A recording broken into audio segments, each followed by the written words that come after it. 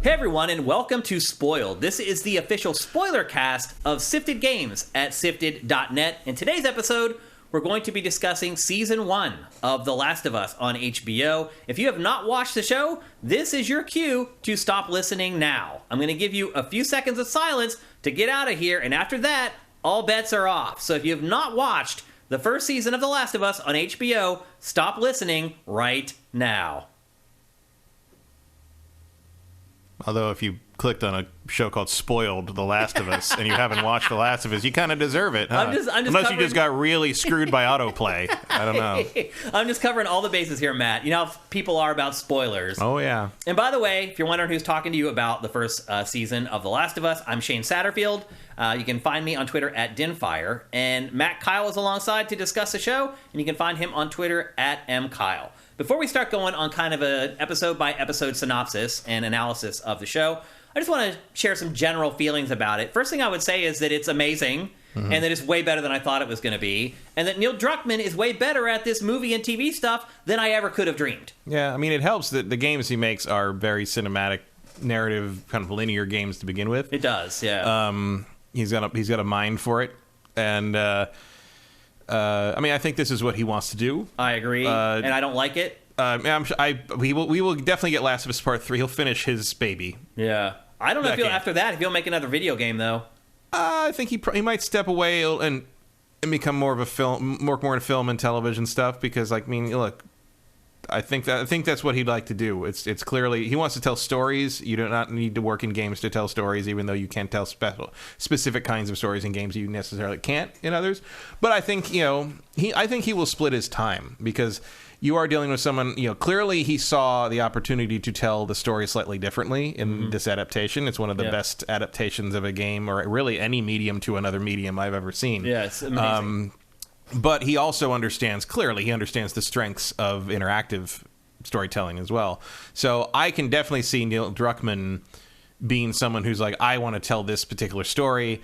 This is the correct story for a TV show. Or like then he's got another idea. He's like, the idea needs to be a video game. I could see him just sort of choosing his medium based on what he wants to do currently in terms of what story he wants to tell. And he's going to have the clout to be like, hey, Sony, I want to make another video game. And they'll be like, yes, sir, please come on in. He's kind of the Gaijin Kojima. Like, he's Kojima from America. I feel like both of them really want to be movie directors and movie writers. They don't really want to make video games. Yeah, I don't want to make video games from Druckmann, but the difference is that Neil Druckmann is a very talented man. And Kojima he's very is, good at making in terms of storytelling. Yeah. Kojima is not. Yeah. No. I mean, Neil Druckmann is basically aiming to make prestige television and film, and Kojima is making knockoff John Carpenter flicks. Like they're very different. That both levels. of them tried to use game development as a vehicle to get to do what they really wanted to do. I guess is where I would draw the parallels. One of them did it. Right. It did it very well. Kojima did not. Yeah. I always found it interesting that Kojima never moved more into anime because I know he wants to do Hollywood live action stuff. Yeah. But like that industry is very small in Japan. It certainly was small at the time he was in his heyday in the 90s and early 2000s. Now it's a little different. Yeah. But like I was always surprised that he didn't. Also, he could have. I mean, he would have been making schlock, but like he seems to like that. I mean, that's kind of his wheelhouse, isn't it? Yeah, but we're dealing in meanwhile, Neil Druckmann has co-executive produced one of the best shows HBO's ever put out. So it's literally, I mean, it doesn't matter, regardless of whether it's based on a video game or not. Not at all. It's literally one of HBO's best shows ever. Yeah, and it's got by the midpoint of the season, it was at a viewer average of, I think, 24 million. Yeah, it's like a big Game of Thrones numbers. It took Game of Thrones 4 years to get to that point. Yeah, it's amazing. And obviously it's different because Game of Thrones was on cable and this is on streaming, so it's a little different. But like, and every single episode of Last of Us had more viewers than the last one, except for the one that aired the Friday before the Super Bowl. Yeah, that one had like 11 million because they had to count the whole weekend. Right. All the other counts are just Sunday. Gotcha. But other than that, which you don't have the data for Sunday because it's a different situation, every single episode had more viewers than the last. That is extremely rare. Oh yeah. So this is already confirmed. Usually you peak around episode 3 and then drop and then come back up for the finale. This just built and built. Yeah. And this is confirmed already. 2 more seasons. Yeah. at least 2 more seasons. Yeah, they say at least 2 more seasons for the second game. And now this first season, 9 episodes, and it takes you through the whole course of the first game. Yeah, which also gives them time to get the third game finished. Right. So what they've said is that part 2 is going to get them through more than 1 season of the show. Oh, yeah. They announced that this week. Yeah. At least 2 seasons. So it's a bigger game. It's a bigger story. If there is a 4th season, that will be based on The Last of Us Part 3 video game. Mm-hmm. So probably they might actually have to go to season 4 for 2, depending on how they run it. But he said the show would never outstrip the games. Yeah. So season 1. Well, you will never see season 3. You will never see part 3 material in the show first. Right. You'll never have important plot points broken or released in the show before the video game. They will always happen first in the games. So. Next 2 seasons, they're going to spread out. The Last of Us Part 2, they're going to split it. And I think both you and I know where they're probably going to cliffhang. I do not, though. Really? You don't think at that most pivotal moment they're going to... I think you structure that differently for a non-interactive game. There's an obvious part in The Last of Us Part 2. There is, but I think you do that differently for a non-game. Okay. I think there's a I'm very, very interested to see how they adapt the second story, because I think the way they have it structured in the game works very well for a game in a situation, and that you see this in this one too. Like, they are very, very aware that building empathy and identification with these characters is different in a medium where you are not playing as them. Yeah.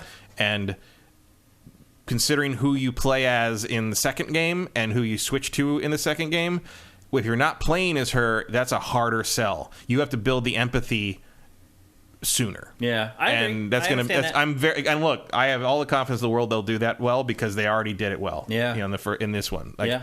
They know exactly where to expand, exactly where to pull away, exactly where to keep it the same. Like, it's a remarkable achievement. In that, I would teach a college course on adapting from one medium to another just using this show. Yeah, it's amazing. So as we said, there's 9 episodes. We are going to go through the episodes chronologically and kind of discuss each one. One thing that's unique about doing a spoiler cast for this is that there's the dichotomy between the interactive version of The Last of Us, the game, and then the non-interactive version, which is the show on HBO, and the differences between the two. How they handled the characters, how they handled the plot. In a lot of cases, some parts of the plot from the game are completely gone, replaced by other things. It's very interesting how they've decided... Sometimes there's just a lot more information in the show than what we got in the game, which is interesting. They fill in the blanks a lot in the show. There's the last episode has a section that Druckmann's had it in mind for a bunch of different spin-off and supplemental material that he just never got made, and then they realized they could do it here, and so they did, which is pretty neat.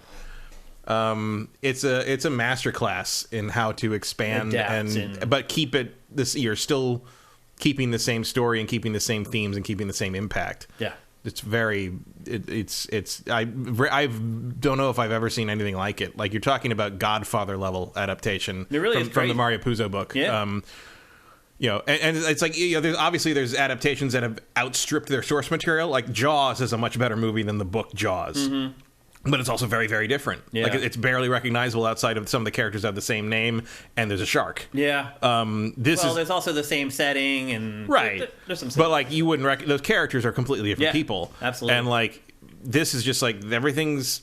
It's a fascinating way of the nuance to how to adapt this thing is rare. It is it's rare, not in just terms of knowing what you need to do, but knowing when to hold back. Yeah. It's fascinating. Yep. Okay, let's start with episode 1. The first big difference between the show and the game is when it starts. Mm-hmm. So in the show, everything starts in 2003.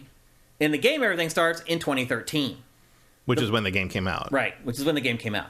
So the fungal infection is basically the same, except they explain it a lot more in the show. The fungal infection is mutated cordyceps. Yeah, the show actually starts in the late 60s. Right. On a talk show. There's a talk show where they're explaining how fungus could ultimately end society. Flash forward to 2003, and that's basically what's happening. Mm-hmm. There's this crazy fungus that has invaded America's food supply. It got into the wheat, and so therefore it's in the flour, and therefore people who are eating baked goods are being turned into basically zombies. And our heroes accidentally or fail to eat flour for it's like a very whole deft day. how they turn down the pancakes, and it just all works out that they do not eat the flour. And there's a lot of stuff. I mean, a lot of it is from the game. Like there is a newspaper you find that speculates on it being in the food supply. There's a newspaper you find that mentions riots in Jakarta, right? Which is where in the show very explicitly it started there, and that makes a lot of sense because Jakarta is actually the home of the largest flour processing plant in the world. Interesting. Did their homework. Yeah. Well, also so it's never made explicit what happened. I mean, Joel speculates on it in the game, but the show outright lays it out. Like it came from the flour. Yep. Like that's what happened. Yep. Because of the raise in global temperatures. Yeah. Which is implied in the talk show segment. The biggest change in the show, I believe, from the game, as far as the base rules of the universe, is that there's no spores in the show. Mm-hmm. So in the game, there are these spores that float in the air, and if you inhale them, you can become a zombie. Mm-hmm. In the show, the only way you can become a zombie is to be bitten, or they stick their tendrils in you, kind of thing. Yeah. But you can't just breathe in the air and become infected. You need contact. And that's a big change. It is a big change, but I do think it's a better change. It works for the show. It works for the show because mainly because they didn't want people tiptoeing around all the time. Well, they didn't want spores in the air. Well, they didn't want masks on the actors the whole time. I can see that too. The other thing about it is like it actually makes more sense. Because, like, I know the real life cordyceps in ants, like the point, it pops out and spits spores out. Disgusting, yeah. But the thing is, if it was spreading through spores, there would be no chance. Everyone would be dead. Like, because I know, in the game they put their masks on, they go through the spore infected area, and they come out. It would be in your clothes. It would be in your hair. It would be it's not realistic at all. Everyone, if you walk through a spore infested area, gas mask or no, you'd be infected. Everyone's getting it because it would be on you. Like there'd be no way to get rid of it. That's what spores do. Yeah. Like that's the whole point of spores. Yep. Another change is that in the show, the cordyceps have these like vines, these tendrils that grow everything. Cilia. And if you step on them in the show, it alerts. Yeah, they got a network. The zombies. They can figure out where you are and they'll come. Yeah. In the game. And I'll bet you that pops up in 3. Like they're going to add, that'll be a game mechanic in part 3. Yep. That'll be like the new evolution. Where you can't step on certain stuff. Yeah. Or they'll come and they have to survive a horde mode or whatever. So anyway, that's that also, by the way, that's a real fungus thing. Yeah. Like that's a real thing. There are fungus networks that are the size of U.S. states. Yep. It's a mushroom is the largest living organism in the world. It takes up a giant. There's a where a lot of life comes from. Oh yeah. There's a quote from it's a bio professor. People get organic chemistry, and people keep asking about when he talks about life and organic. They ask about fungus or mushrooms, and he's like we don't know.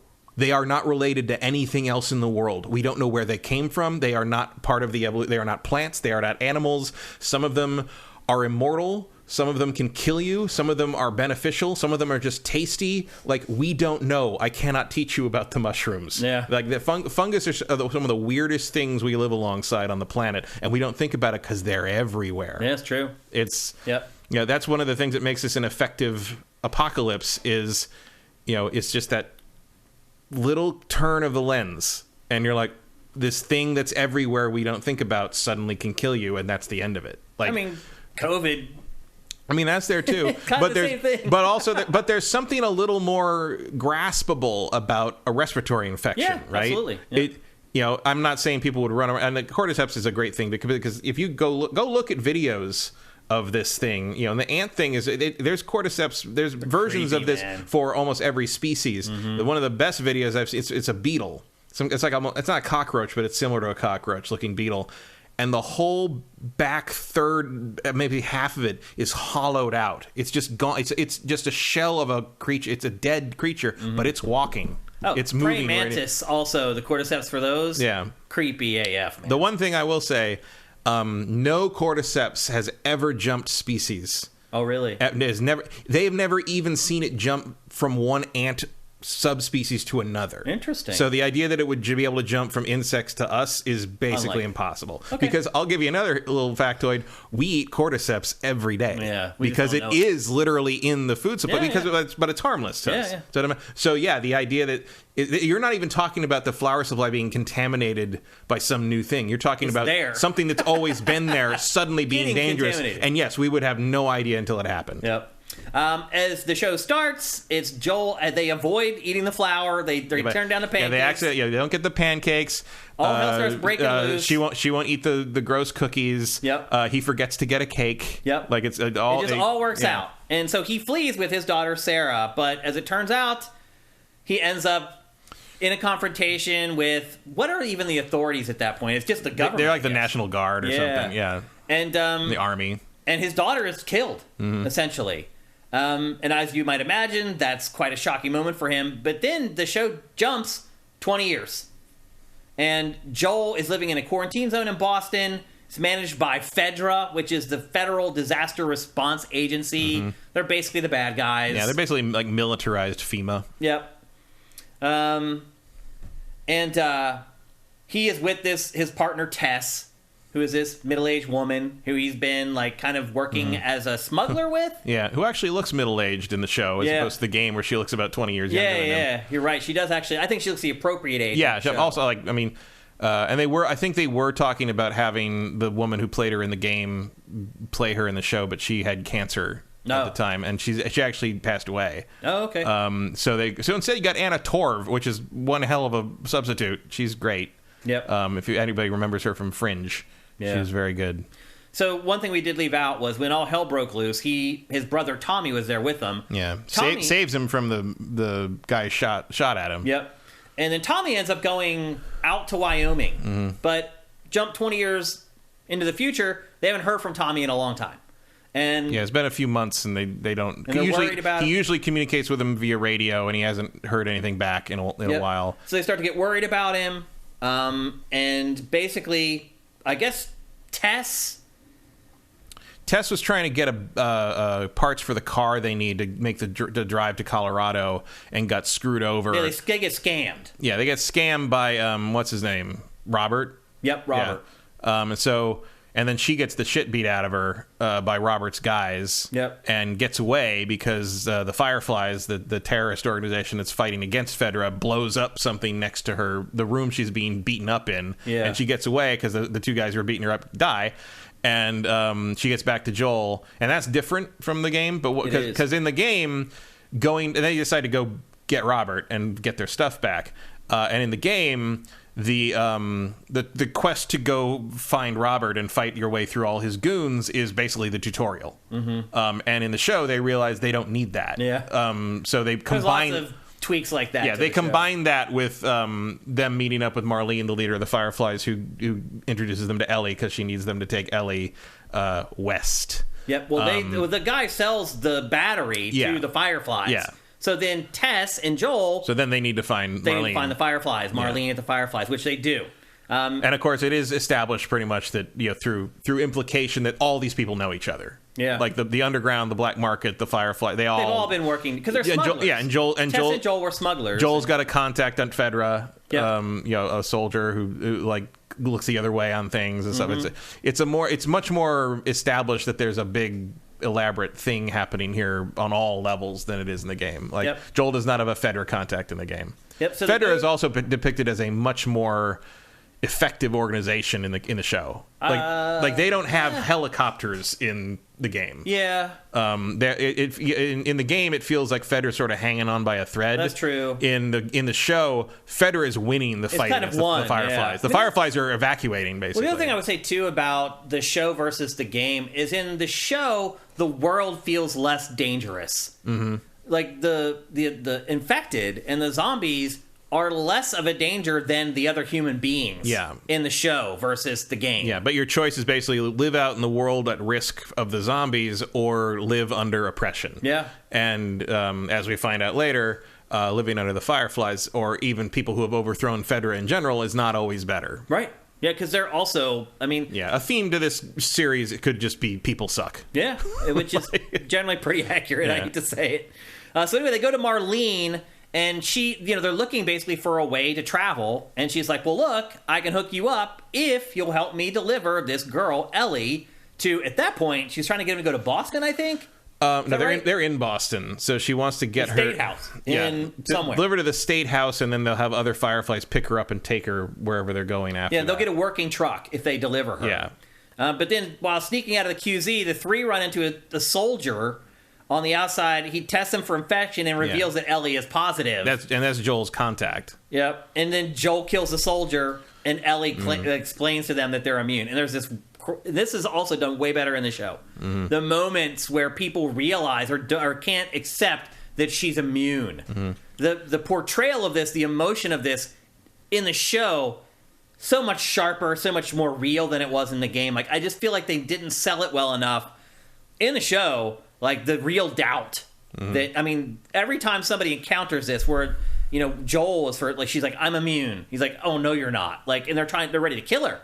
It's just this instinct that as soon as someone's bitten, that they're dying and they're going to kill me. I need to kill them now. Yeah. Although the show also does a better job of paralleling Joel attacking the Fedra guy, because you can tell that he has a flashback, basically a PTSD flashback to his daughter being killed by a man in body armor pointing a gun at him. Yeah. And he jumps him and beats him to death. Yeah. And Ellie's kind of into it. No, like scene. No one's ever done that for her she's before. looking over her shoulder, watching him do that, and at first she's the actress, the actor there. Yeah, Bella Ramsey is nails that scene, man. A flawless choice for this role. She's watching it aghast, and then you watch her face slowly change from aghast to like, oh shit. Yeah, like.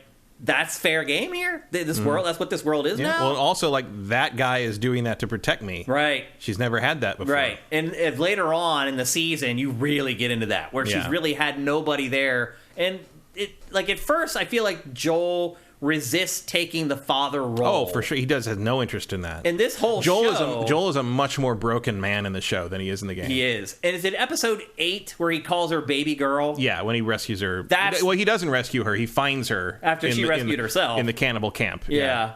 And he calls her baby girl. And that's when you realize... That's when the relationship changes. That's when you realize... That's when he's accepted it. Yeah. And he looks at her as her daughter, as his daughter, basically, that he needs to protect... And she starts to look up to him as a father figure at the very least. Although she had kind of done that. She's already been there, but he was there before resisting. him. Yeah. He was resisting a lot more. Yep. I mean, he is... and you have to do it that way, I think, because... one of the things that's notable difference with the show is the game is very much Joel's point of view, because you are playing as Joel. Right. The show is not Joel's point of view. No, you're right. The show is a broader story. Agreed. And it is not afraid to leave Joel and Ellie and tell the story of other people in the world, to flashback to Jakarta at the day of the outbreak and kind of do all that. Like, it's a bigger tale. And it works on a level that the game can't really hit, because the game is correctly limiting your point of view to the characters you're playing as. Yeah. The show gets to kind of go bigger than that, and it's greatly to its benefit very, very often. But in exchange for not having that empathy directly to the character you control, Joel has to be more closed off and more damaged to be be readable that way by the audience. Yep. And they do a very good, and Pedro Pascal does a very good job of it. Absolutely. Then we move on to episode 2, a flashback to 2 days before the worldwide outbreak. They're in Jakarta, Indonesia. The government has found one of the corpses, and there's a doctor there examining it. And a mushroom, like a fungus expert. Yep. Like they called her in out of nowhere, and she basically says, "Just burn the city down." Yeah, she's like, "Just nuke the city." She says, "Bomb it, and bomb the right. whole thing." And she's like, "And now I'd like to go home and spend the last few days with my family." Yeah. The other thing I didn't realize this until I played Resident Evil 2 yesterday. Resident Evil 2, the outbreak happens the same day. No way. September 26th. Really? Like, obviously the Resident Evil 1 events happened weeks earlier, but all the notes in the police station, there's a note from September 25th where they're like, oh, there's like weird people doing stuff in the town, and the shit hits the fan in Raccoon City on September 26th. Crazy. Which is the same day as where society collapses. And I wonder if that was intentional on Neil Druckmann's part. He would know that. Yep. He would know that's the same day, which is also Joel's birthday. Yeah. So then it jumps back to the present, and Ellie's there with Joel and Tess.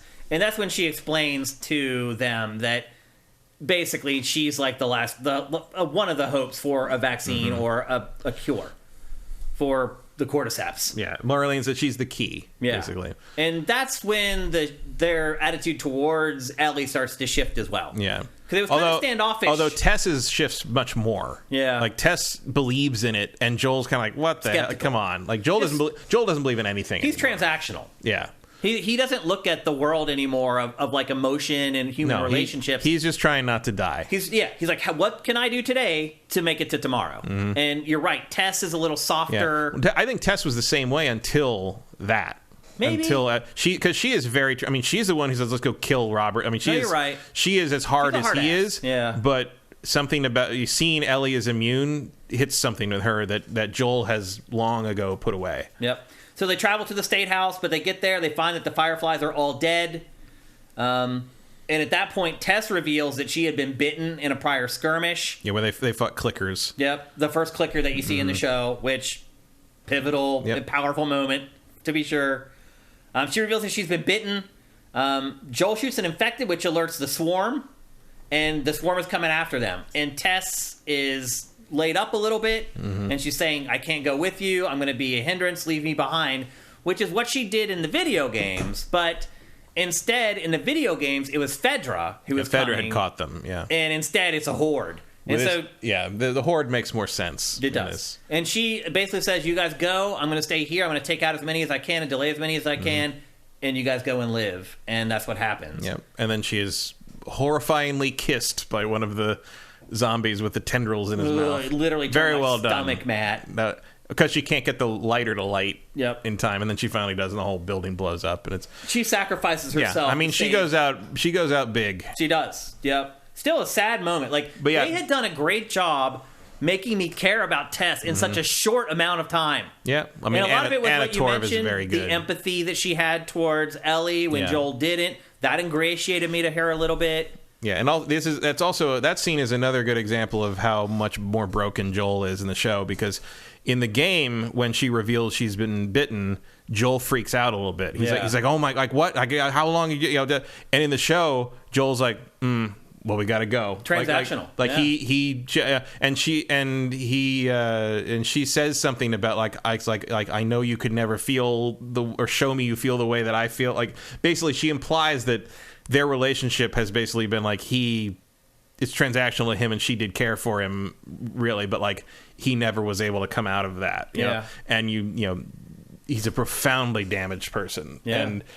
And he just turns around and leaves. Like, he has no response to her going to die. And then not then, yeah, but later, obviously. But but in the game, that is one of the biggest differences in terms of Joel's like moment to moment responses to things. Is like game Joel really does show shock and he wears grief. His heart on his sleeve more a little bit, yeah. And with her, like, not maybe with anybody else. Like, he's a hard man, but like he's not as closed off to Tess as he is in the show. And again, I do think that is a good change for the show. Agreed. I think you need him to have no one. Yep. So before Tess dies, she tells them that they need to go meet with Bill and Frank. And later on, you find out that Bill and Frank are these partners that they have been working with, they've been bartering with and trading with.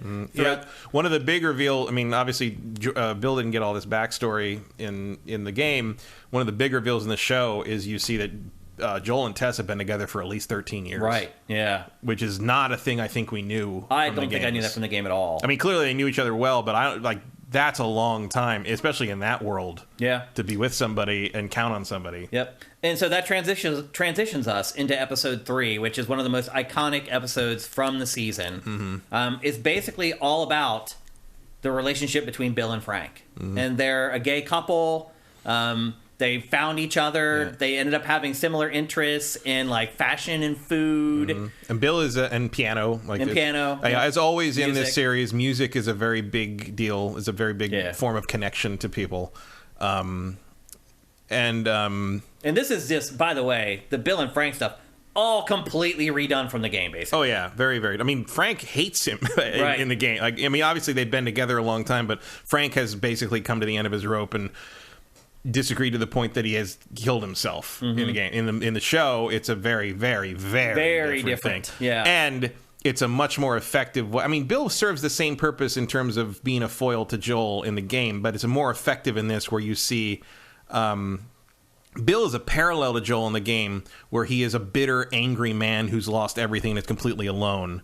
And there's an element in the game of like, well, Joel's not that far gone yet, but he could have been that. In the show, Bill is an example of how Joel could be if he didn't close himself off so much. Like Bill starts as closed off as Joel, if not more. I mean, the man is an anti-government, gun-hoarding, basement-dwelling, like survivalist, like prepper nut. Yeah. And he comes to be an incredibly loving husband to Frank. Yeah. And you can, the parallel there is that Joel could find that too, but Joel hasn't been able to, and Bill did. Well, few people did. I mean, yeah. Bill and Frank live in this little utopia that they build for themselves. Yeah, Bill had a plan, no doubt. I mean, well, yeah, he sets up the clothing store and the little fake downtown. And he sets up his own little farm, and he slaughters his own livestock. I mean, he's a great cook. Yeah. He's a great piano player. Like Bill is and you can see Bill. One of the reasons Bill is an isolated, shut off man is he grew up a gay man in that little town that probably was not super supportive. Where he probably had to live his whole life. Yeah. Exactly. Yeah. And it's and the interactions with him and Joel are great. Where Bill just has a gun on him the whole time, and Joel's like, "You don't need to point that at me the whole dinner, really." Yeah.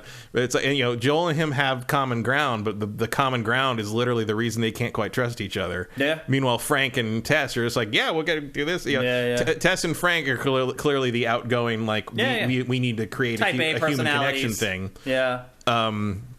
It's an amazing episode. It's an astounding piece of work. It will be in the Emmy conversation, top to bottom.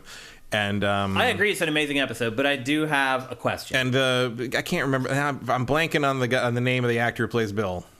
Oh, I don't remember it either. I saw him on Twitter the next day after his big episode, though, and he was like, "Thanks, everybody." He will win an Emmy for that. Yeah, no doubt. It's an amazing episode, written, acting, and everything. I do feel a little bit like it was a stunt episode, though, because when I first watched it, it felt a little bit out of character for the first couple episodes, because one, Joel and Ellie are hardly in it. Mm-hmm. It's pretty much all Bill and Frank. And then I thought to myself, I'm like, this seems out of place. I like the message that it's sending. I like that they're focusing on a gay couple. And it was just a great episode in general as a standalone thing. But then I was like, how is this going to fit into the show? What's the relevance of this, other than ultimately Joel and Ellie get there after they're dead and they take their battery and all their resources and they go? But I've wondered, how does this cascade into the rest of the season? And it ultimately really didn't. Oh, I don't agree with that. Okay, then explain to me how you feel it did. I think, as I said, Bill is a foil to Joel in terms of what Joel could have become or could become if he opens up again or finds a reason to open up again. There's a definite parallel between Bill and Frank and Joel and Ellie. We can see that warming up, at least in Ellie's side when she's reading the letter to him at the end. There is also the parallel of we get to see a little more about what happened to the world over the course of the 20 years skip, which is valuable, and what happened outside of Fedra zones. Clearly there's humanity out there somewhere. It does show that some people managed to cobble together a kind of normal life. It's also notable that it supports what you said earlier about the zombies aren't really that dangerous. After the initial outbreak and once everything kind of settles in, the threat becomes people. Yeah. Right down to when Joel's like, they're going to come for you. They're going to do, and that's also your defenses. You're going to come for your, and also that's the first hint that Joel knows that stuff because he used to do it. Right. And I also like that, it shows that it is possible to have a good, quote unquote, good life in this horrible end of time. It embodies the title, The Last of Us. The last of humanity, the last of, and it's an important, just in terms of kind of representational storytelling. I can count on one hand the number of times I have seen a gay couple live to old age and die on their terms in media. Yeah, that is just super rare, and the fact they were able to do that was and would do it with grace. Yeah. Is it a stunt? A little bit. There's clearly an element of we have the creative freedom to take this huge detour and tell this man's story in a way we couldn't in the game and maybe couldn't in any other situation outside of a spin-off comic book or something. And Yeah, but the thing is, does it matter that much that it's a stunt when it was able to bring that much genuine emotion and feeling and storytelling verve to it? I don't think it does. I agree with you on that. It was an amazing episode. And the other part, of course, now that we're done with the series, everything that needed to be in that show about Joel and Ellie is in there. Mm-hmm. Like, they did not remove other stuff that Joel. I mean, guys, we could have seen them sneak through 4 more clicker nests. Right. I mean, in but the game, it becomes too gamey. In the game, it's just you know, them and Bill have a fetch quest where they right. you know they. I mean, Bill's role in the game is so rudimentary compared to the show. I didn't take any of that away from Bill when I hung out. Like, I remember I found like the gay porn magazine. Mm-hmm. I was like, oh, he's gay. Like, I got that from the game. It's in there. But it's like it's subtext and it's not. You know, and there's a moment where Joel kind of like he's gone and he's like, yeah, whatever. Like, yeah, like Bill is a very different character in the game because Bill never reopens up, and that's part of what Frank's suicide note or death note basically says. You know, he was never able to be that to Frank. Mm-hmm. And in the show, he is. And that's a much more interesting contrast to Joel and Ellie. Like, one way or the other, Bill and Frank are showing, you know, every pair of characters they meet is highlighting some kind of aspect of Joel and Ellie's relationship. Everyone, the brothers they meet later, even what's her name, Kathleen later is highlighting highlighting the pitfalls of authority and all that. And she's another, cautionary, they're looking for a place to be. They're looking for that's another cautionary tale of like, because why does she get so upset? Because of what happened to her brother. What is Joel doing? Looking for his brother. What happens if they find Tommy and he's gone? What does Joel do? Well, then Henry does he become had killed her brother, basically. Right. So what does, and how does Joel feel about Henry if he's killing people's brother? That's that whole foil situation. And like, obviously it's more direct with the characters they meet face to face. Yep. But in the end, the Bill situation in the game and the show is they get a truck. Yeah, that's the end result. Yeah, like so either you can do sort of like this extended action sequence through Bill's town, or you can tell this beautiful story of these two people. Yeah. And for the game, you get the action-filled fetch quest, and in the show, you get this beautiful story. Yeah. And it also prefigures Episode 7, Left Behind, right? Which was has a lot of parallels to it. It does, yeah. I just think it's also just base level. It's just great to expose people to a gay relationship. You got to realize there's a lot of people out across America and across the world who are never exposed to this. Like, we live in California. Like, once you lived in California for like a couple years, it's just life. Mm-hmm. But you realize you live in rural Kentucky or rural Idaho, or you don't even 10 miles west of Boston. Of here. Yeah, seriously, like, you don't experience it, and so it becomes like this alien thing to people. And I feel like having an episode dedicated to this in a show that's as popular as The Last of Us and as good as The Last of Us, I think can do a lot to shift perceptions across large swaths of people. Mm-hmm. So I'm not begrudging that episode at all. I agree with some of the stuff you're saying. It still feels a little bit of like an outlier to me, but I don't care. It's worth it for a million other reasons. I mean, it is a structurally interesting thing to do. It was a great piece of fucking art. Yeah, I mean, it is an unorthodox thing to do structurally. Yeah. Especially since the other two flashbacks in the show have been basically the cold opens, right? Which is what I was expecting at first. Yeah. And then it just kept going. Yeah. And then it just kept going, and you're like, oh, like, this is interesting. Mm-hmm. And especially one of the strengths it has is it's so different from the game that I was like, okay, I have no idea what you're doing now. I'm in. Yeah, let's see what happens. Yeah. And there's some really great moments in it. And part of me, I remember at the end when they both take the poison, at first I was like, oh, like, Bill's not going to die from it. And they survive it, you mean? I was thinking, oh, Bill's not going to wake up the next morning. I kind of thought that too. And that when Joel and Ellie get there, he's going to be basically groggy, but there. Yeah. I thought that was going to that as well. But nope. But no, like, it's better that way. It is better. The letter is really great, and having Ellie read it until she can't read it anymore and has to give it to Joel is great. Mm-hmm. Like, and Joel, again, you are stripping everything away from Joel. Joel, even the minor things that Joel could consider that he has, he is losing it all on the way through. This trip with Ellie. Obviously, Ellie had nothing to do with what happened to Bill and Frank, but over the course of this thing he's agreed to do for Ellie and with Ellie, everything he has is going away. Like, he can't go back to Boston. Yeah. Tess is dead. Yeah. Well, why would he go back? Yeah, there's no reason. Nothing there. Like, he has no allies. Wyoming or wherever. Bill and Frank are gone. He doesn't know what's happened to his brother. Like, the end of this road might be he delivers Ellie to these people. And then what? Now what? Yeah. I thought that the whole season. Like, what happens to him once he gets there? And I don't want to jump ahead too far, but they started asking those questions as well. I mean, it's a hard week for Joel. Yeah. This all happens in like 6 days. Yep. So they get the truck, and they head off. They're traveling through Missouri. And Ellie doesn't know how a seatbelt works. Yeah. Because it's so bizarre because she's grown up since all hell broke loose. Yeah. So she doesn't know how simple things, like what's basketball, like what's any of this stuff, like, because it hasn't been a part of society since she's been alive.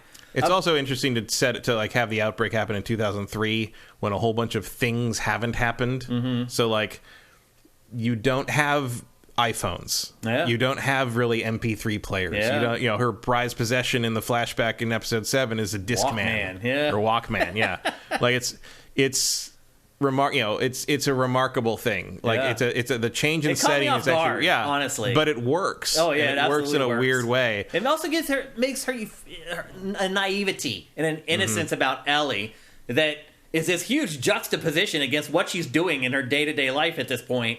Like, it humanizes her a lot, and it doesn't feel like there's any humans in this show because, again, going back to what we were saying earlier, the danger is the other humans at this point. It's not really the infected, although the infected seem to show up at all the right times. Although not as often as you might think. Yep. Episode 4, they're traveling through Missouri.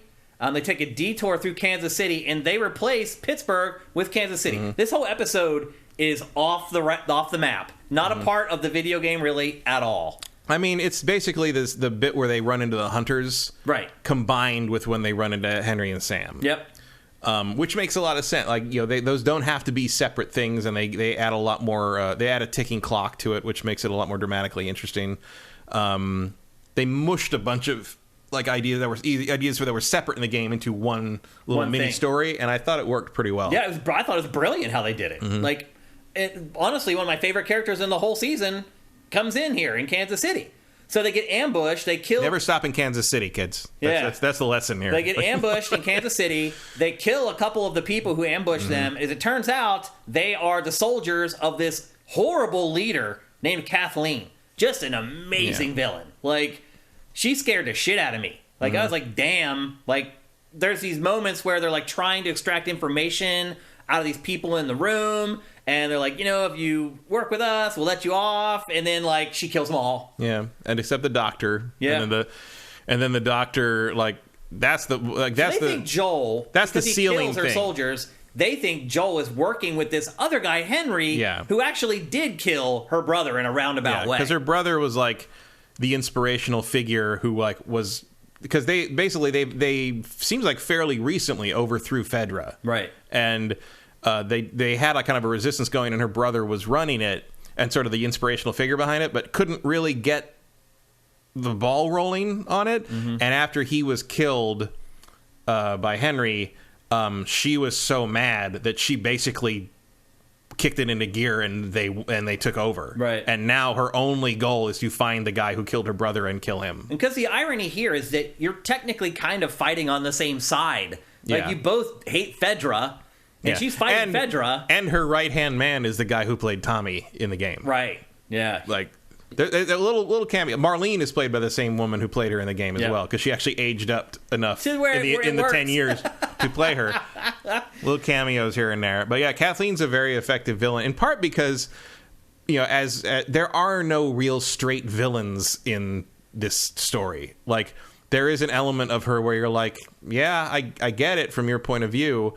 And then Henry even admits, like, yeah, I was a traitor. Like, he was like, I am a traitor. Like, I was working for both sides. I just thought I was doing what I thought was right and what I needed to do for my brother, because his brother needed help. Yep. And and there's that great scene where she's thinking about whether anything she's done is right or it's effective or matters or anything. And her right hand guy, Tommy from the game, is like, whatever you say, we're with you. So something about this woman inspires loyalty and confidence in these men. And so, like, from outside as people rooting for Joel and Ellie, we hate her. We don't want to, but because she's in their way. But like clearly, if you're in her group, there's something about her that makes you want to follow her. Yeah, there's a charisma to it, which we don't really get. I don't think we really get that necessarily. But to them, she got them out of this horrible situation, and it looks like they're in another horrible situation because that the regular people are just run by another group of tyrants, basically. Right. But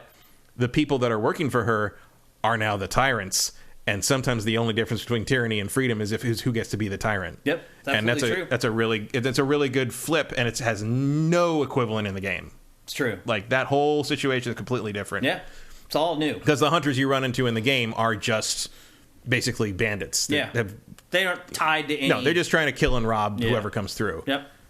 And so Joel and Ellie end up sneaking, something they end up doing often in season 1, sneak into a high rise. Yeah. This is also after Ellie, this is the first crack in the ice with Joel is he's going to lose to this kid who's struggling with him, and Ellie comes out and shoots the kid. Ellie shoots him with the gun she stole from that he Bill didn't and know Frank's about. house that he didn't know about. But they have a discussion. He gives her the gun back, which is, to your point, the ice is broken. He's like, okay, I trust you enough for you to have your own gun now. Yeah, and he even says, he's like, I didn't hear him because I've lost so much hearing. Yeah. He's like, I'm too old for this, and I've lost hearing. I need you to from help all me the-" now. Yeah. So he realizes. So they go to sleep in his high rise, and the episode ends with Henry, who we didn't know who he was at the time. No, we saw Sam's drawings everywhere. And they wake up, and there's this guy holding him at gunpoint. And that's where the episode ends. On to episode 5, we find out that the people holding them gunpoint is Henry and his brother Sam. Is that his name? I think it is. I think it's right. I hope it is, or I've been saying it wrong the whole time.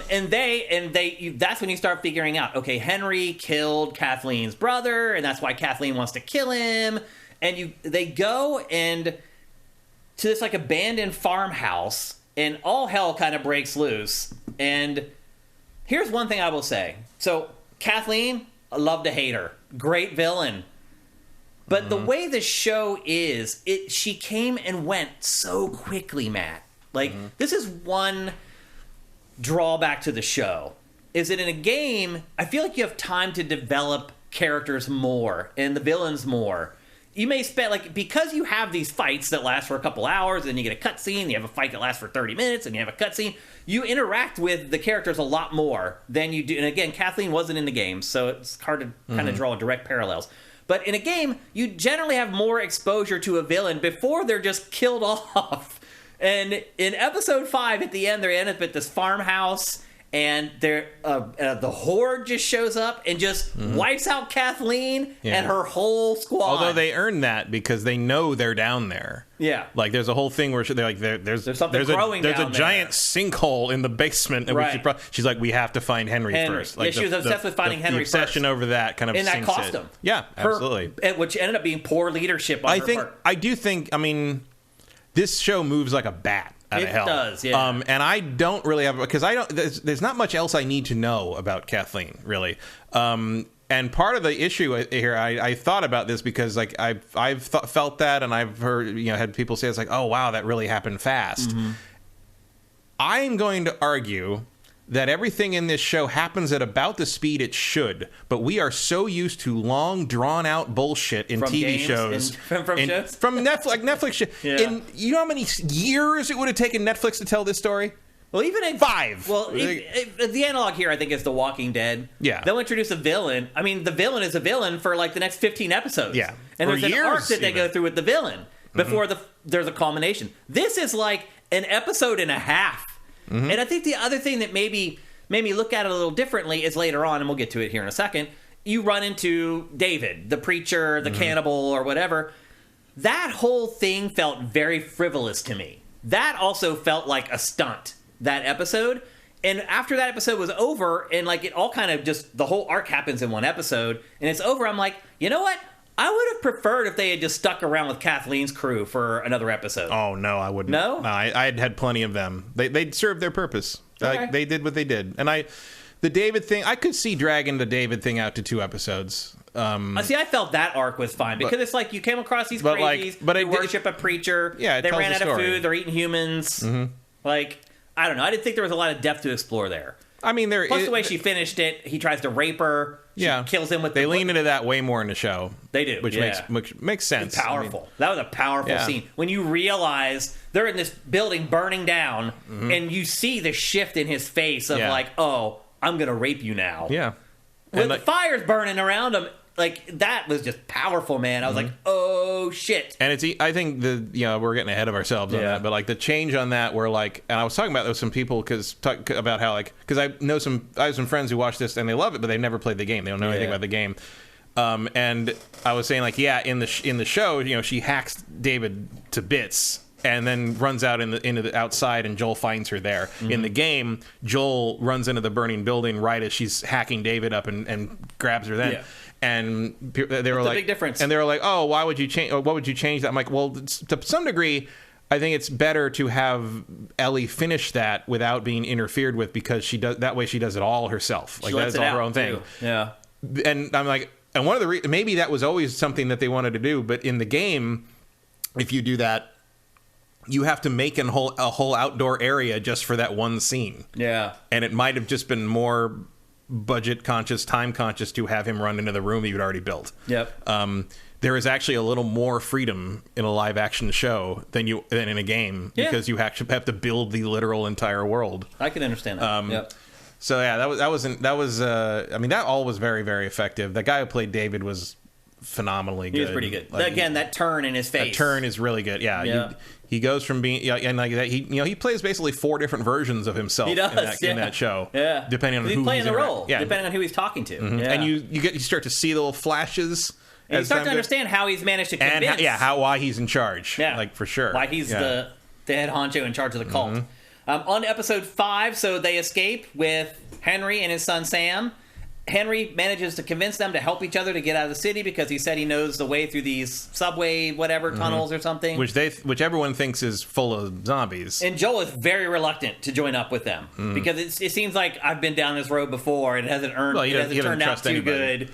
But, and you're talking. I mean, Henry has straight up said, "I was a traitor." Like, so and Joel doesn't trust anybody already. Yep. So, but mainly, like I think the thing that convinces Joel to go with it is how much Ellie and Sam get along. They become best friends, pretty much like that. Yeah. Yeah. And then Sam takes us down this other and Sam, by the way, pathway. Sam, by the way, is deaf. Yeah. Which he's not in the game. Yeah. But he's played by an actual deaf actor. He is. Which is very, and a bunch of the actors learn sign language to kind of communicate with him. It's a really good. It's a cool change that adds a little extra and adds a little more horror. I think, where it's like, oh, can you imagine being in that world? Yeah. And not being able to hear? Yeah. Like, terrifying. Yep. So they end up fighting some infected in the underground, including a large bloater. And that's the one that beheads Perry and wipes out Kathleen's crew. Mm-hmm. Let's see. Who come out right as Kathleen has them cornered. Right. And I like how he rips Perry's head off. Yeah. And that is that's also where that was quite the scene, man. They get the sniper unceremoniously. He's like, this dude that you thought might be in this show for the rest of the season. No, I'm just gonna rip his head right off. We also get the sniper rifle coverage scene, which in the game is Ellie, but in this it's Joel picking people off as the others try to run for cover. Up, but then he gets there, he realizes that the sniper's talking to Kathleen. They show up. The horde wipes them all out. Yep. And that's also the first time when he finds the sniper. That's the first time Joel ever shows reluctance to hurt somebody. Yeah. Is he says, please don't make me. Yeah. And the guy goes for it and he shoots him. Yeah. But that's the first time in the whole show, post the 20-year jump, that Joel has shown any like reluctance to do that. Yeah. Which humanity. is significant. In all honesty. And then he spends most of his time trying to protect Ellie with the gun. He's not. He's no longer thinking strategically and tactically. He's thinking, how do I get her out of this? Yeah. And it's notable. I also believe that scene, because when Ellie gets in the car and then the little girl infected comes after her, I think that might be the only instance of a stalker in the show. Because there's four types of infected in Last of Us 1, which is the runner. There's the runners, the clickers, the clickers, the bloaters, and the stalkers. Yeah, and you're right. That may have been the only one. And I think the little girl is a stalker because she knows Ellie's there, even though Ellie's not making any noise. Right. Because clickers are echolocation. Right. But the stalkers still have some, vision. Yeah. And if they see you, they wake up and come at you. They're basically like stealth tests in a way that the clickers are not. Yep. So I think I saw her and I'm like, oh, well, Ellie's not making noise, so it's okay. And then she just looks right at her. I'm like, oh, it's a stalker. Like, stalkers are my least favorite thing to fight in the games. Because they're fast. Because they're fast and dangerous, and they alert each other. Right. Where clickers don't really do that. Yeah. So I think I in my head, I think that was the only stalker we saw on the show. Yeah. So the four of them escape to a motel. Also, how cool is it that bloater was a real person in a suit? Oh, yeah. CG. That was real? That wasn't CG? It's CG enhanced in places, but that's a guy in a suit. Wow. Yeah. Practical effects for the win. So they escape to a motel. At that point, Sam shares with Ellie, because they have become very close friends very quickly, that he was bitten. It was a horrible moment. I was just like, no. And you know it's coming because you played the game, but like, here we are. It still hurt. Yeah. And then this is a diversion from the game, tries to heal him. She cuts her hand and tries to get her blood into the bite to see if maybe she can cure him. They cut to the next morning. Sam's sitting on the bed. He turns. Nope, he has turned. And he is, in fact, a zombie. And then there's horrible scene. There's a theory that people have brought up that because he's facing away from her, he's like sitting on the bed facing away from her, and there are people who have like proposed the idea that he intentionally sat facing that way because he knew when he turned he wouldn't be able to hear her breathing and wouldn't attack her until she was awake. Wow. Well, then it just gets even more intense because his older brother finds out that he's turned and shoots him. And then after not allowing Joel to, shoots him, and then realizing what he's done, turns the gun on himself and shoots himself. Just brutal. Just the roller coaster of emotions. Almost shot for shot, like the game. It is. That's one of the points where they pretty much nailed. They knew they didn't need to. Yeah, that was always very effective. Yeah, they didn't need to mess with it, and they didn't. And even after having experienced it already 2 times, playing the game twice, and then getting it the 3rd time in the show, it wasn't any easier to deal with. And it happens so fast. There's that shock of like, wait, what? Did really? Okay, like it's awful. It really is awful. And then they bury them, and that's the first. Because Ellie's kind of Ellie's not really very affected by things for the most part. Yeah, she's almost like a sociopath. And this is the first time you see that the idea that she could be the key to something important is important to her. Like, or they bury them, and you can see she's devastated that her attempt to heal him didn't work. Yeah, and she writes his. He had a she little. starts to doubt. Yeah, that she actually is secure. That she's of any use. Yeah, or what's the point of life at that point? And and he had Sam had a little the little erasable board thing where he wrote stuff. And she writes "I'm sorry" on it and puts it on the grave and says "Let's go." And like she wants to leave faster than Joel does, and Joel's like, "What the?" Joel doesn't really understand what's happening there. Yeah, that whole section of the show. So that's your really foreshadowing that like. That's an important foreshadowing for how the season's going to end in terms of what the Fireflies want to do to her. Yep. Move to episode 6. Jumps 3 months forward. Joel and Ellie have found a small community in Jackson, Wyoming, where Joel is reunited with his brother Tommy. So mission accomplished, right? He found his brother. Yeah, this episode was interesting in part because my friends who hadn't played the game were blown away by this episode. Why? Because they thought that finding Tommy was going to be the climax of the season. Oh. They thought like that was going to be the last episode of the series of the season. And so after this episode.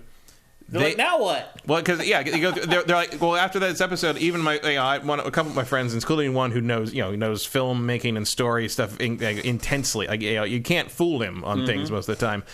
And after that, and so at the end of this, obviously after they leave, like there's Joel's injured, like in the game, and he thought Joel was dead. And he was like, I have no idea what the rest of this show is going to be. Right. And even then, after that, he had no idea. And it was fun to watch him have no idea where this story was going for the first time in I don't know how long. Because this is a guy who's so immersed in story all the time that it's hard to surprise him. And this show did it. I was, and of course, he's like, I can't believe Joel's dead. I guess that's why Pedro Pascal signed up for more Mandalorian. I'm like, not saying anything. Not telling you, no spoilers here. Yeah. So anyway, they get there. They have a reunion with Tommy. I don't know. The reunions, it seems like they're more friendly than they were in the game. I mean, like Joel's definitely happier to... I mean, there is more a similar... A little bit, but also, like... I think also Joel is... Because, like, in the game... The town isn't established the way it is here. Like the town in the show is more like it is in Last of Us Part 2. Yeah. Where it's like it's a walled city. You know, it's a real community. With the infected. Whereas in the game, basically if I remember right, they're about to go retake the dam. Right. So they can have electricity, and that's sort of the beginning of what that becomes 5 years later. It's a different spin for sure. But it's neat because you're looking at that and you're like, oh, I guess you are planning to do season 2, huh? Because you basically did this set, and that set was actually more of a town they found that they enhanced in places because you can find that kind of thing in Colorado. It turns out, but it was a really cool episode to see all that stuff and see all those characters. I do think there's a moment where they're feeding them, and some girl comes in and looks in, and Ellie's like, "What the fuck are you looking at? Get out of here!" I think that's Dina. Oh, really? I think it's a young Dina. Oh, interesting. From the love interest from 5 years later. Yeah. Well, the other twist is that Tommy's wife, Maria, is pregnant, which she wasn't in the game. No. And that changes everything because that is ultimately the excuse that he uses to not continue the adventure on with Joel and Ellie. Joel tries to get Tommy to take her the rest of the way to the Fireflies. And Tommy agrees. At first, but then, and this is a great scene too, when Ellie realizes that Joel's going to slough her off, and she goes to him to plead with him. Well, also because while she's with his wife, Tommy's wife, she finds out about Sarah, right? And that changes. And now she understands something key about Joel, and what is going on. Yeah. Overall, I thought this was probably the worst episode of the season. I mean, I understand it's necessary. But it just, as far as entertainment value, like it's doing a lot of heavy lifting, and getting you to setting up. It's getting you to the last third. Yeah, it's getting you to the last third of the story, and it's interesting to me because it's where Joel shows a lot of vulnerability finally in front of his brother, probably the only person on the planet he'd be willing to do that with. Yeah, he basically begs him to take over, and because Joel reveals that he is afraid that Ellie's going to die because he's not good enough to do this anymore. Yeah. Like I'm too slow. I didn't hear the kid coming up on me. Right. Like, he's afraid that he's going to screw up and Ellie's going to die. Which is a much more understandable fear than I just don't want to be close to anybody because something happened 20 years ago. It's a more human reaction. And then I prefer in the show the version they do of how he ends up going with Ellie instead of Tommy, where he just shows up in the stable next to the horse and says, "You deserve a choice." And she's like, "Get on the fucking horse." Yeah.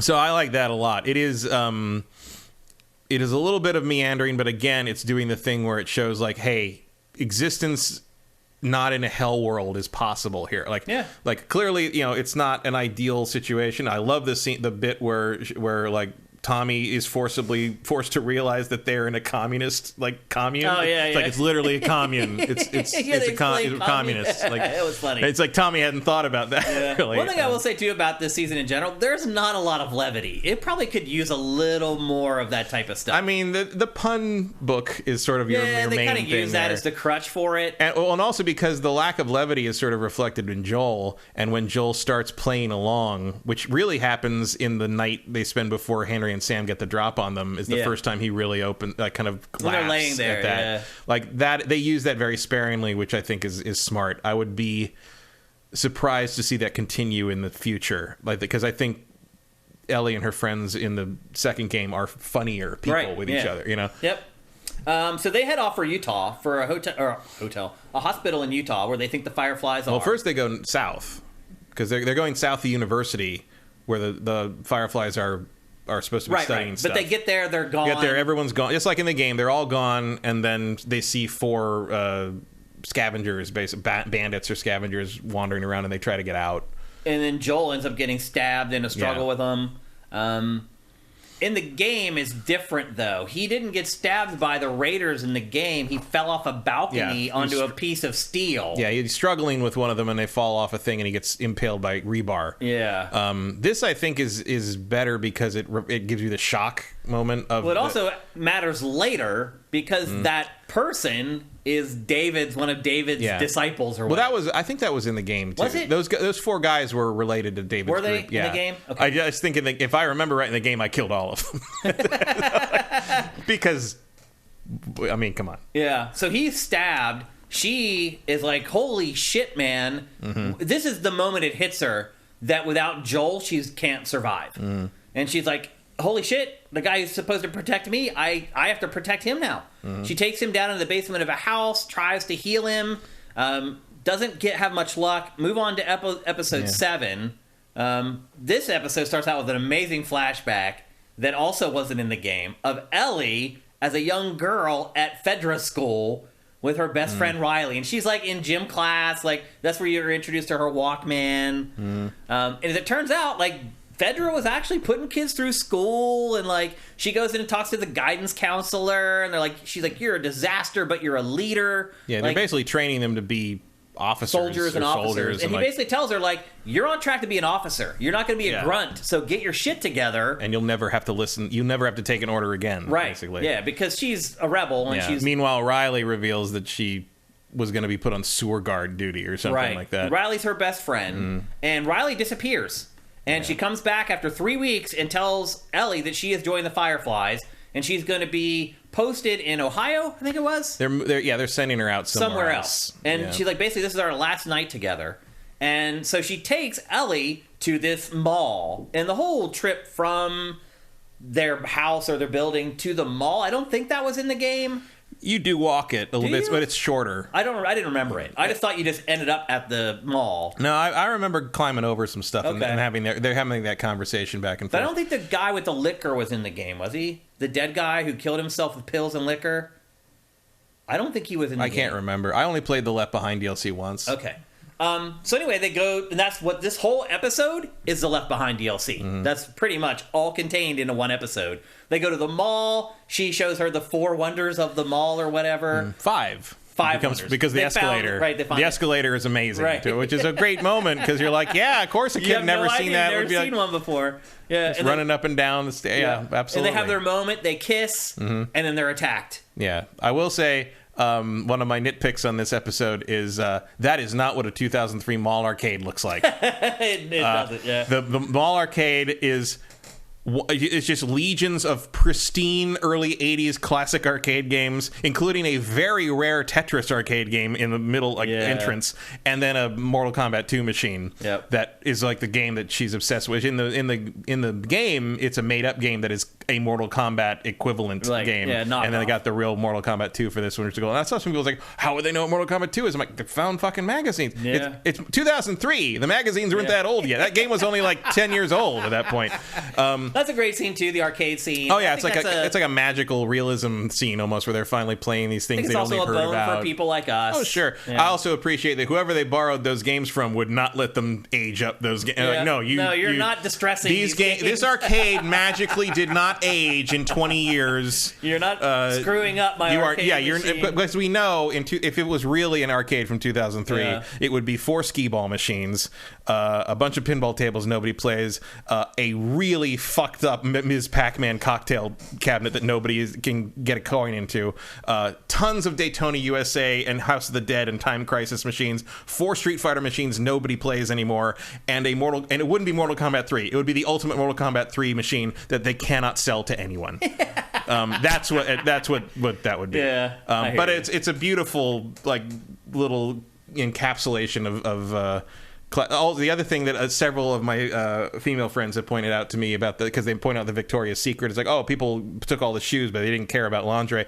The first thing people would need is functioning bras. I mean, yes, Victoria's the lingerie Secret does not sell functioning bras. Oh, yeah, they do. Yeah, they According to my wife, they do not. No, a lot of people says their bras are all for looks and no work. They have both, from what I understand. But yeah, and even then, you would rather have one than none. Yeah, so absolutely. I would, if I was a girl, I'd be like, like the lingerie bodysuits in the window they're looking at probably would still, nobody would want that. Yeah. But the rest of it, you if you want the Payless shoes, you'd also want the cheap underwear. No question. But it's a really cool sequence with the whole thing is the whole thing's great. It really is. Yeah. Even for people like us who grew up in mall culture and again, it's a bone for people like as they dance around in the Halloween store on the strongest counter glass ever installed. And then it all goes wrong. They get attacked. They both get bitten. They decide that they're going to just stay together and die together. Lose their minds together. The exact words. And then cut to present day, where Ellie finds a sewing needle and begins sewing up Joel's wound. Because Joel's telling her to run. He to get tells away. her to leave, go, and I'm she gonna die. thinks about it, and then the whole flashback to Riley basically takes place in the moment she's got her hand on the doorknob of the basement door. And she decides, no, I'm not going to do that. Yep. And both because she...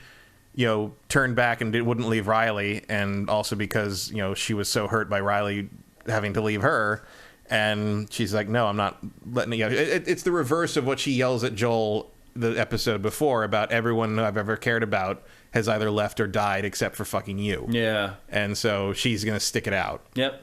Cut to episode 8, penultimate episode. Pedro Pascal's favorite episode. Oh, no, the 7 was his favorite episode because he gets to just sleep the whole time. He wasn't even really in it. He's just laying down under a blanket. Episode 8, Joel is still in a bad way, laying in the basement of the house, even though she stitched him up. She goes out to hunt for food. And in the game, I think she used a bow. Yeah, she's got a bow and arrow in the game. But in the show, she uses a gun, which which is important because she goes and shoots the deer, and the deer ends up running to David, the cult leader, and one of his cronies, who is... It's Troy Baker. So who is the voice of Joel in the video game. It's a little weird to hear Joel's... I mean, because Troy doesn't sound exactly like Joel. He's not, unless he's doing the Texas accent. Yeah. But he does sound enough like him that if you've played the game, you're like, what the... like Joel's talking to Joel right Joel's now. kind of Joel-y right now. He's very good. Yeah. I know Troy doesn't do a lot of live-action acting, but I thought he did a very good job. Yep. And so she meets David and one of his cronies, and they agree to trade the deer because they found the deer. She had shot it. It ran away. She tracked it. She gets to the dead deer, and they're there. Yeah. They had also found the deer. Also, David sees a potential victim. Right. And so they barter. She says, I'll trade you drugs to help heal Joel for the deer. She wants penicillin, basically. Yep. So he sends his crony off to get the penicillin. He comes back, gives it to her. She leaves. They go back to their camp with the deer, and they're like, wait. So the guy who had stabbed Joel was one of their other cronies. Yeah. And they're like, wait a minute, he killed our people. We have to kill him. And so David, to his credit, tries to fight it and says, no, maybe we should leave him alone. And then he gives in. And in the process, by the way, there's the scene where I like how subtly they do the thing where, you cut back after the scenes with the deer and Ellie and David, and they cuts back and they're the whole thing is they're looking for food because they have no food, and then they cuts back to the kitchen and they're cutting up humans. They're cutting up meat, and they're like, what is it? Venison. And it's because earlier on there's a sad child because her father has died, and they want to bury him, and they're like, oh, the ground's frozen, we can't bury him until spring because they're eating him.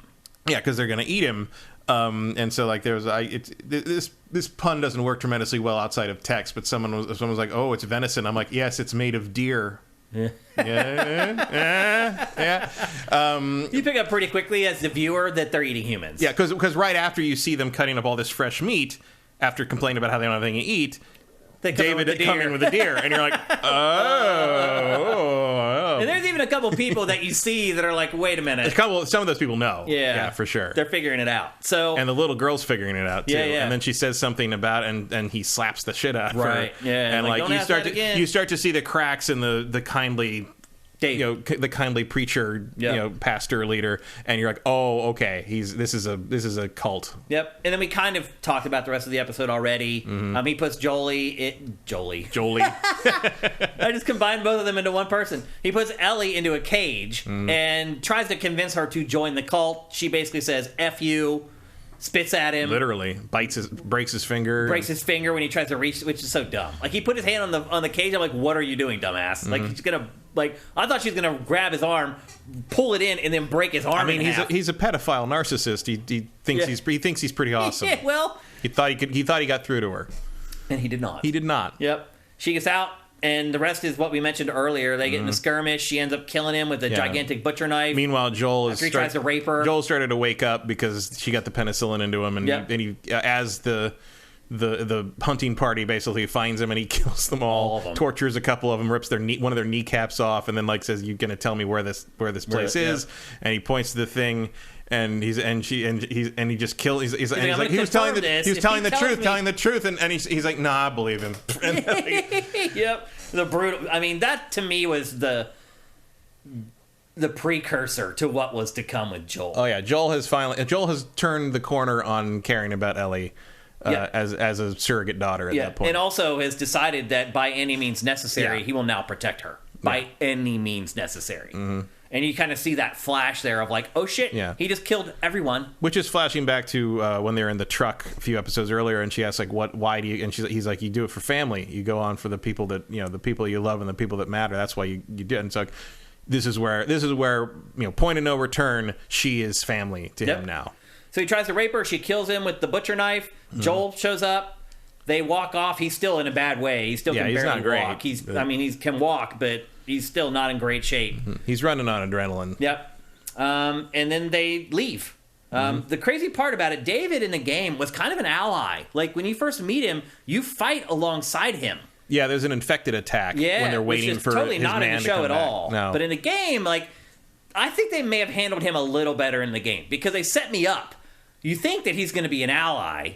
And to me, in the show, I always just thought he was a piece of crap. Like, as soon as you meet him, like you're like, oh, he's going to totally, like... Well, I mean, to me, as long as, if you're sitting there preaching Bible shit, I'm already side-eyeing you. And, I mean, she even asks him, like, why do you believe any of that crap? Yeah. And, of course, it does turn out later he doesn't. Right. He uses it as a method of control. A wedge, which is... exactly what religion is for. Yeah. So, well done, David, for using the tool properly.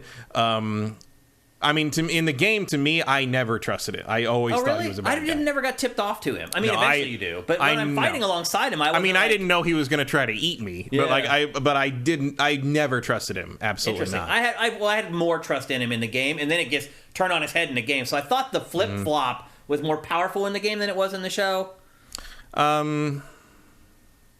Yeah, I mean, the flip-flop is not that important to me in terms of is he a bad guy or not. The flip-flop, what's more important to me in terms of the David thing in both game and the show is how bad he is. Mm-hmm. Like, how deep that rabbit hole goes. And both the show and the game have an effective method of... In the show, you go down he's shown to be more of a molester, more of a pedophile, more of wants to make her his child wife. Like, it's horrifying in that regard. That part is not played up, although I guess you could say it's there implied in the game. Yeah. But I think in the game it's horrifying. The rabbit hole is more what you say, where this guy helped you in the same way you fought alongside like Joel and Bill and Henry, and then he turns out to be bad. That's the first time someone who's fought alongside you has turned out to be bad. Right.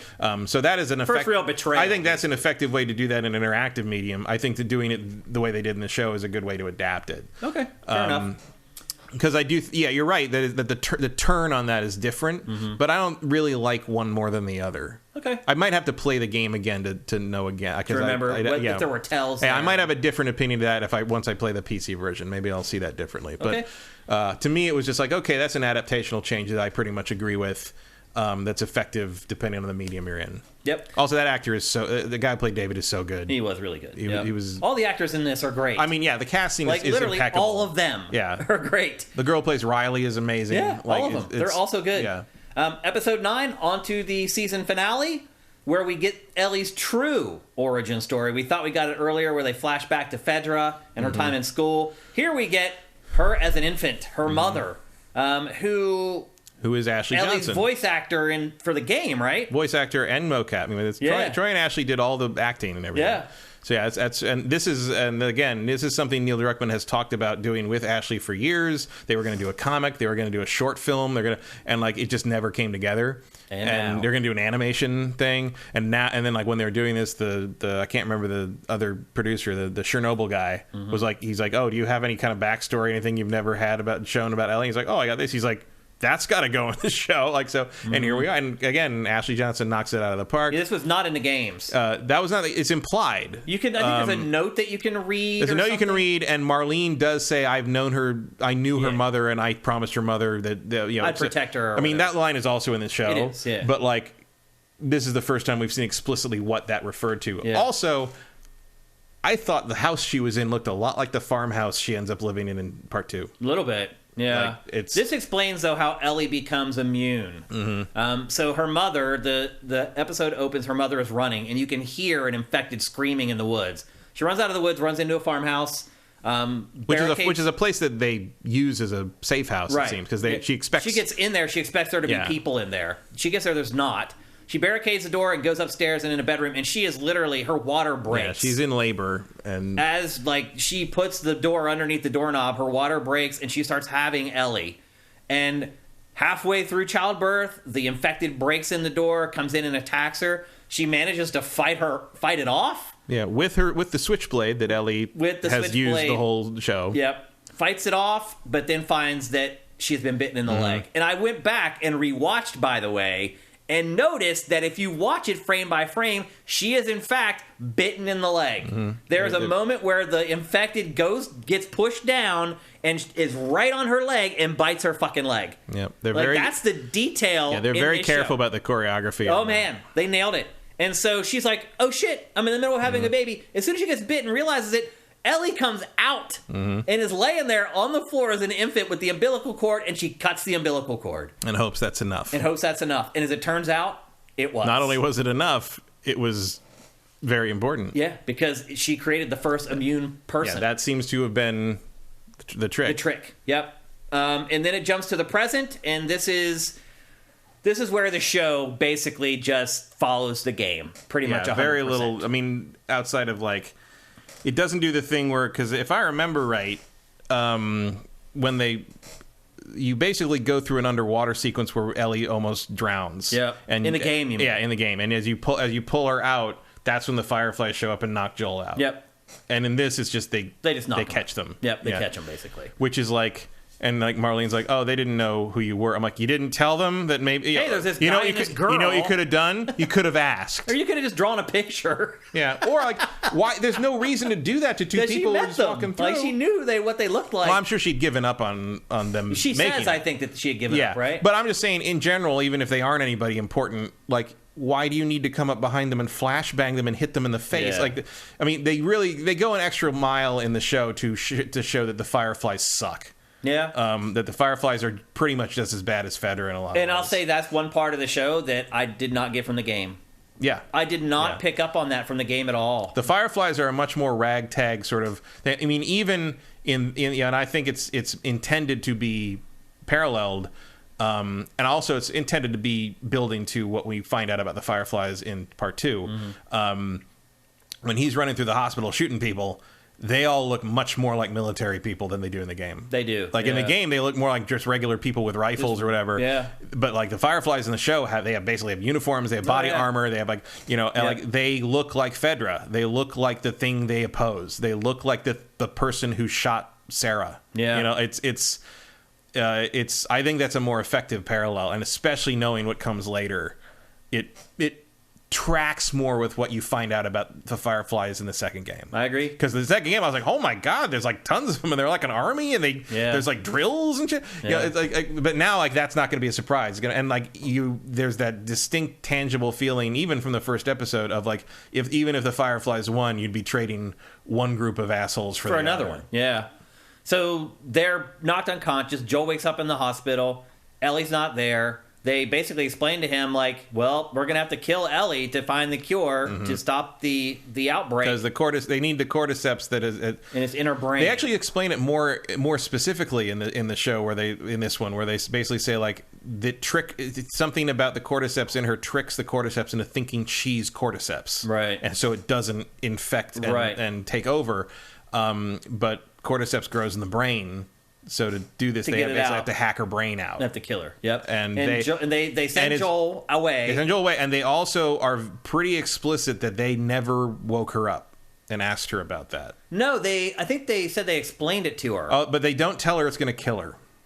I thought they did tell her that. They do not, because she doesn't know. Oh, I thought that they did tell her. No, they tell her that we're going to do this thing and figure out what's go in and figure out what it is, but they do not tell her it will kill her. Oh, I thought that they did. Because if she knew that, she'd be. I thought she was okay with it. I thought that was the whole thing. No, because Interesting. the problem is that her choice is taken away from her. They never present the choice to her, the Fireflies or Joel. Yeah. And that's why she's so mad, is like, because that's why Joel's lie is effective about like, oh, they have tons of people that are immune and like, because she didn't know the details of what they were going to have to do to her. She assumed that she was going to die.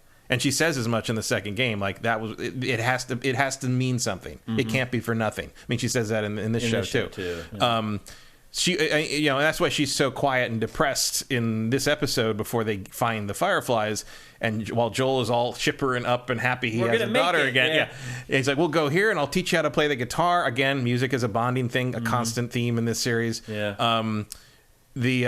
Also nice little touch in the Left Behind episode. They bring in "Take on Me."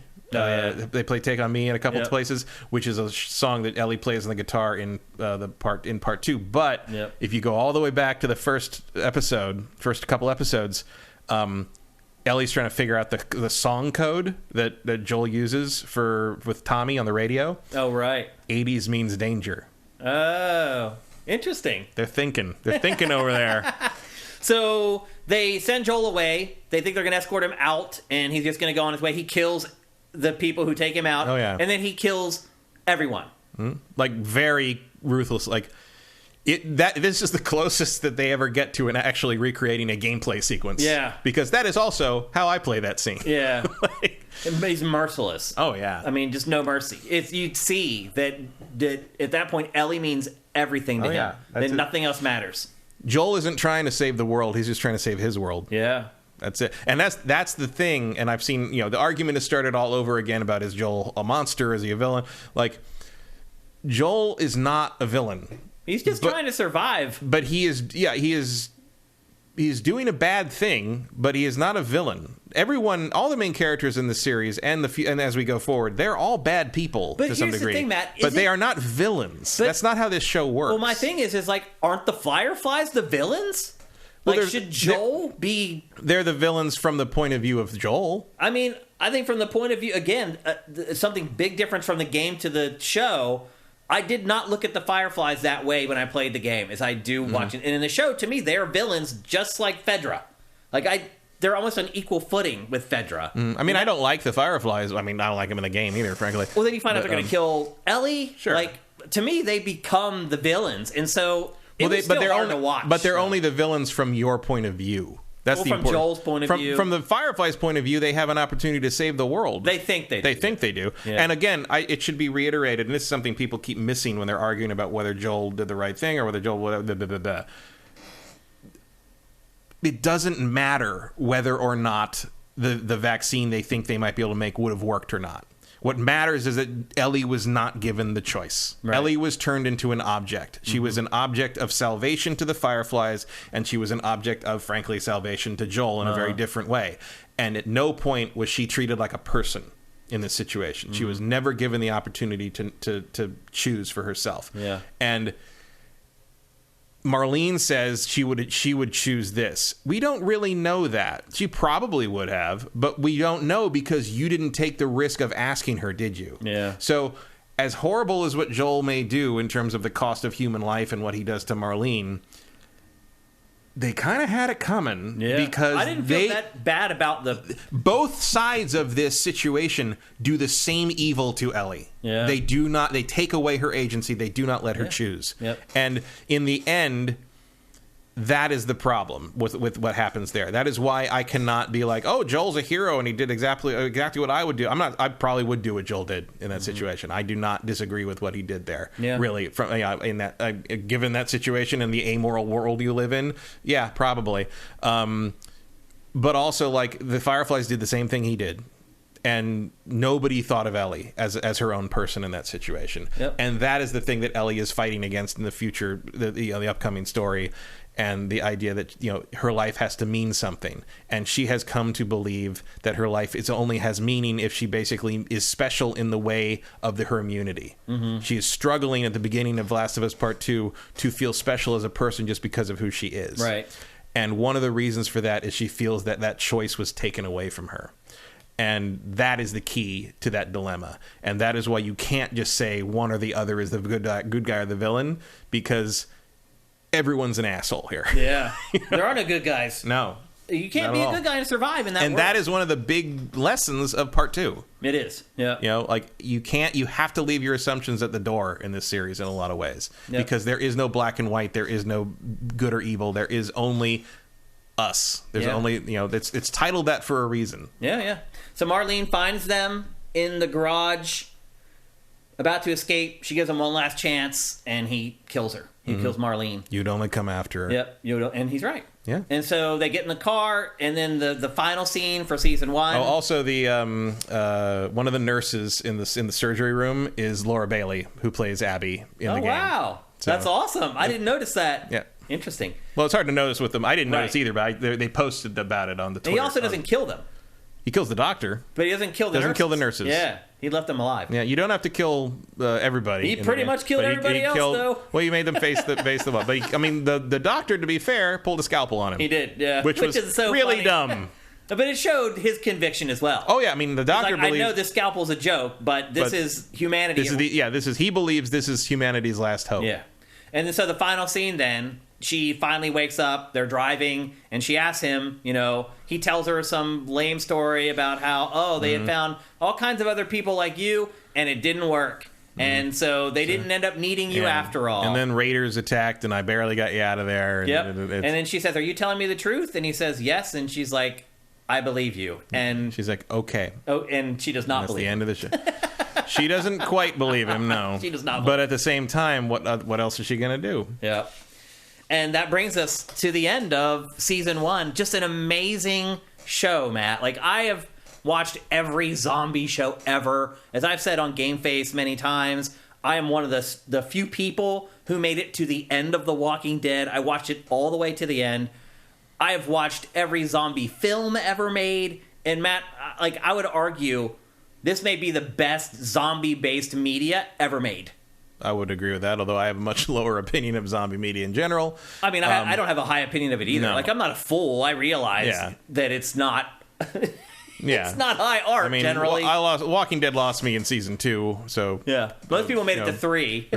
For me, it was the episode where they spend the whole episode trying to get the zombie out of the well. Oh, yeah. And they keep, it's like, don't hurt the zombie or it'll contaminate the well. It's a corpse in a well. It's already contaminated. Yeah. Like, because it breaks in half or something. Yeah. They're like, oh, now we Which can't was drink the water. I'm like, disgusting. you shouldn't be drinking that water anyway. Yeah, I hear you. But, like...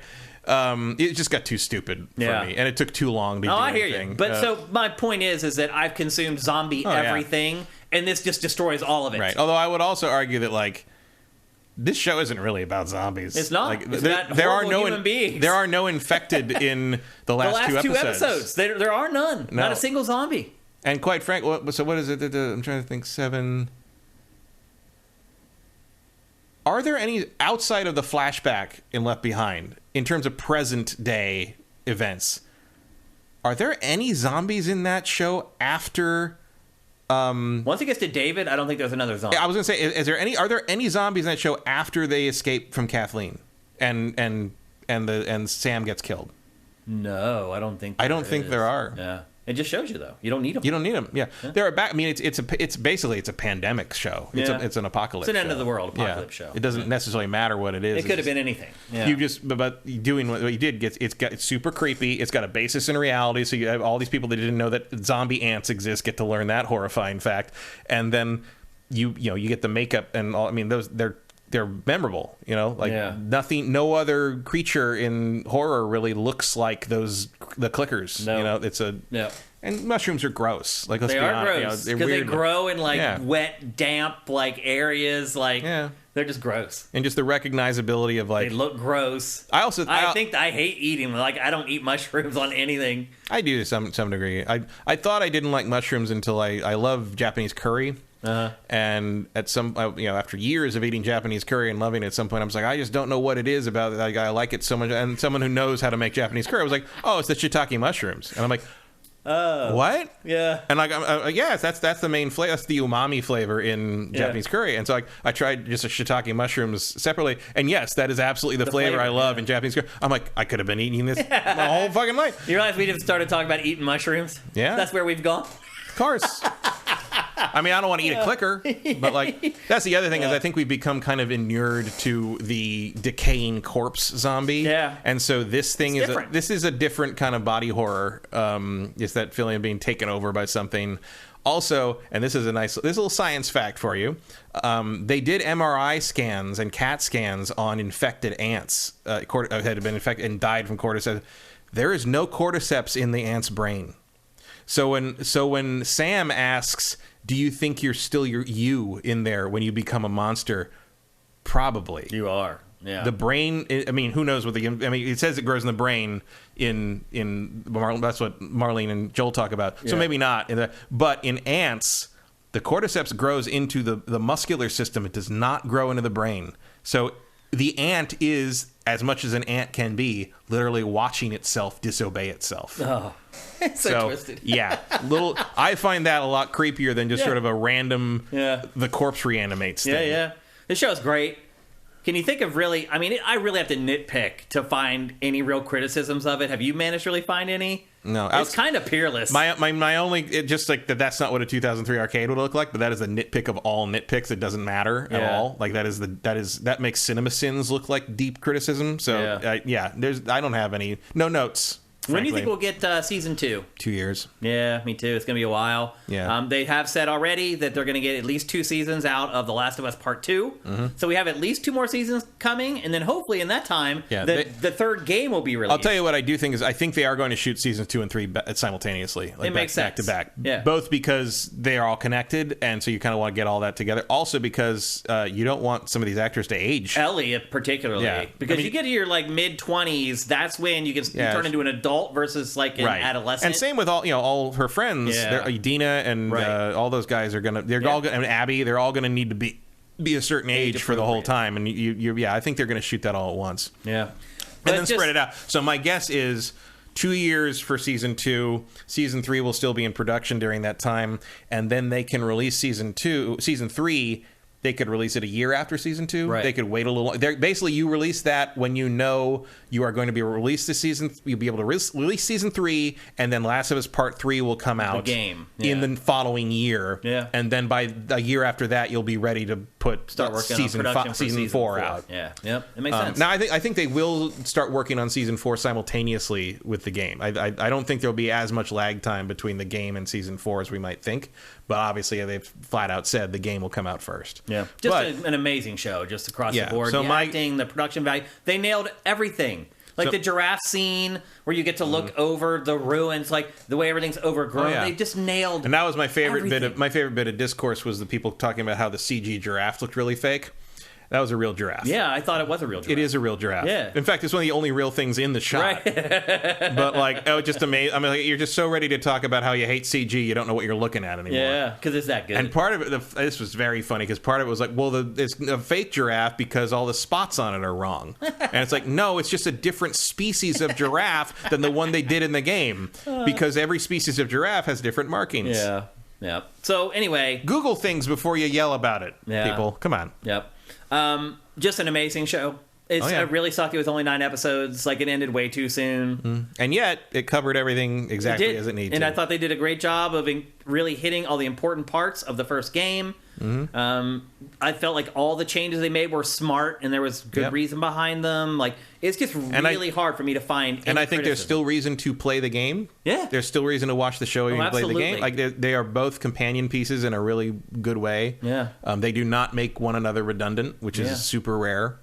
It is absolutely the best adaptation of a video game ever. Not even close. It's in its own league. I hope that others will eventually join that league. I hope so. But my hopes are not high. Part of it is the source material. You are dealing with a very linear narrative story from a game that doesn't lose a lot if you take out the gameplay elements much. You're not missing a lot as opposed to say if you tried to do Shadow of the Colossus, you can't really cut any of that out because part of the reason that story works is because of the journey. Whereas, like, if you cut out all the, clicker stealth sequences, you don't really lose anything from The Last of Us. Yeah. And I know I've seen people that's like, oh, well, like, I hope that, like, the future Sony stuff they're working on is going to, like, take lessons from this and be as good. I'm like, I don't know, man. Like, I don't know how you take Gran Turismo and do this. It's kind of the perfect storm. Or God of War, really, or Horizon. I think you could do a God of War series about, like, in a similar vein if you do 2018, not the original stuff.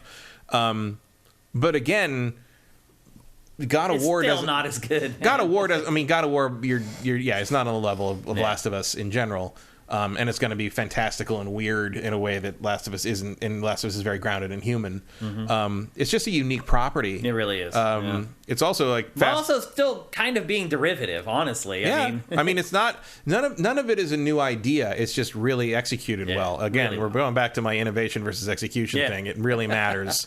If you can execute well enough to make me forget that I've seen a million zombie movies, and just watch this on its own terms, that's a triumph in and of itself. Also, we can see how things could go wrong in a narrative-driven linear story by watching the Uncharted movie, which I do not recommend anyone do. I don't either. And with that, we'll call it. Thank you for listening to this episode of Spoiled. If you like our content, you like what we're doing, head to patreon.com/sifted. You can pledge as much or as little per month as you want. We appreciate every single dollar and every single patron. So, Matt, great talking to you about this great show. We hope that you guys enjoyed the show as much as we do, and we can't wait until season 2.